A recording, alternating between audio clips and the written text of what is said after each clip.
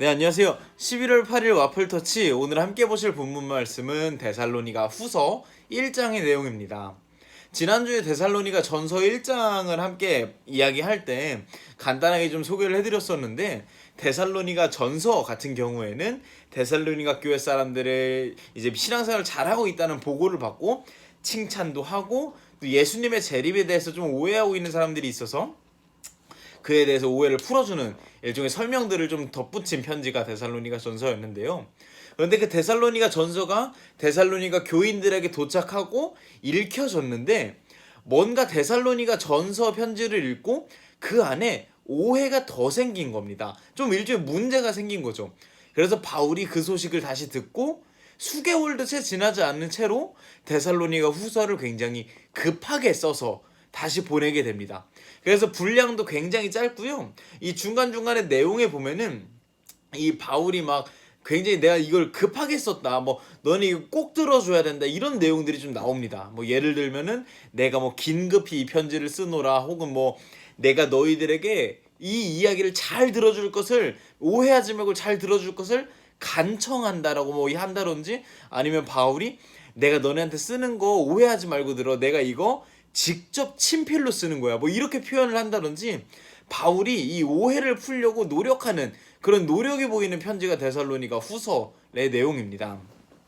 그런데 무슨 문제가 생겼냐 하면은, 예수님의 재림에 대해서 이 바울이 데살로니가 전서에서 썼는데, 교회 사람들이 이 이야기를 듣고 재림이 진짜 금방 올려나 보다라고 오해를 한 것이죠. 이게 무슨 말이냐면, 바울이 이제 데살로니가전서 5장 말씀에 무슨 이야기를 하냐면, 세상 사람들한테는 재림이 너무 갑작스럽게 확 올 수도 있는데 우리한테 그렇게 갑작스러운 것이 아니다. 왜냐하면 그들은 어둠의 자녀고 우리는 빛의 자녀다라고 하면서, 재림을 기다리는 우리의 태도가 불안이나 어떤 걱정이 아니라 기대함으로 기다려야 된다라는 의미로 이 편지를 쓴 건데, 그 내용을 보고 예수님 진짜 이제 곧 오시나 보다 하고 막 살기 시작하는 겁니다. 내일이 없이 사는 사람들이 중간중간 나타나기 시작을 하는 거죠.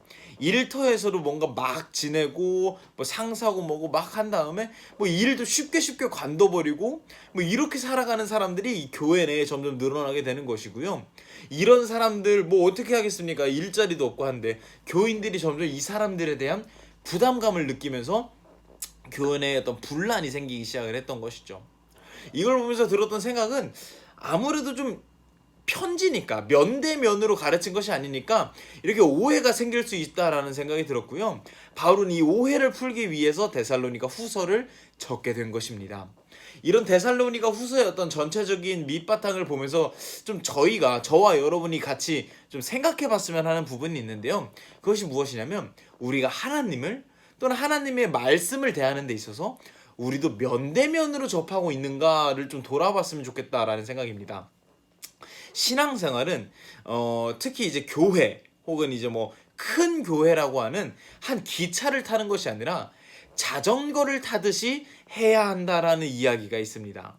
이게 무슨 말이냐면, 결국 이제 하나님과 나의 둘 사이의 관계가 중요한 것이지, 우리 교회가 뭘 한다, 내가 어느 교회를 다닌다, 내가 이 교회에서 어떤 일을 한다가 신앙의 척도가 아니라는 것을 설명하고 있는 비유가 되는 것 같습니다. 이 와플터치 설교 영상도 마찬가지입니다. 여러분들의 큐티를 좀 돕는 입장이지 이 설교 자체가 큐티의 전부는 아니게 될 것입니다. 이것을 통해서도 여러모로 내용들을 알고, 여러분이 직접 설교 말씀을 보면서 이 본문 내에서 나에게 말씀하시는 그 하나님의 한마디, 오늘의 한마디를 내가 캐치해내는 것이 큐티지, 이 설교 영상을 보고 큐티가 끝나는 것이 아니라는 것이죠. 이 바울이 쓴 편지를 직접 면대면으로 본 것이 아니기 때문에 오해했던 데살로니가 교회 사람들처럼, 우리도 하나님을 대하는 데 있어서 하나님과 면대면으로, 나와 하나님의 1대1 관계로 신앙생활을 해야 서로 오해 없이 기쁜 마음으로 또 진실되게 신앙생활을 할 수 있다는 것이 이곳에서 좀 저희가 캐치할 수 있는 묵상이 아닐까, 이런 생각을 한번 해보게 되었고요. 오늘 이제 본문 말씀 1장 안에서 좀 저희가 묵상할 것들을 생각을 해본다면, 일단 기본적으로 데살로니가후서는 짧고 어떤 목적이 분명한 편지이기 때문에 1, 2, 3장을 한 번에 통으로 쫙 읽고 그의 전체적인 내용을 좀 캐치하는 것이 훨씬 더 효과적이긴 합니다. 그런데 그럼에도 불구하고 이 1장, 오늘 우리에게 주어진 1장 본문 내에서 우리에게 어떤 묵상거리를 찾아본다면 우선 이 1장 내용은 크게 두 가지로 구분이 되어 있습니다. 칭찬과 가르침으로 구성이 되어 있었는데 데살로니가 전서에서는 믿음을 굳게 지킨 것을 칭찬하지만 성제를 사랑할 것과 재림을 맞이하는 삶의 태도를 잘 갖출 것으로 구성이 되어 있는데 데살로니가 후서 1장에는 어떻게 구성이 되어 있냐면 너네 믿음과 사랑을 다 칭찬하고 재림에 대한 어떤 삶의 태도를 잘 갖출 것을 가르칩니다. 이 데살로니가 교인들의 어떤 믿음이 일종의 성장한 것이라고 볼 수도 있는 것이죠. 그런데 바울은 이런 이야기합니다.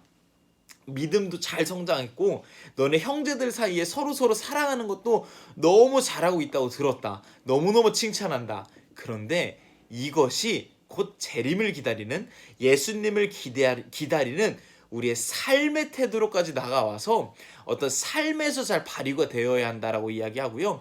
바울은 이것에 대해서 부르심에 합당한 삶을 살 것이다 라고 표현하고 있습니다.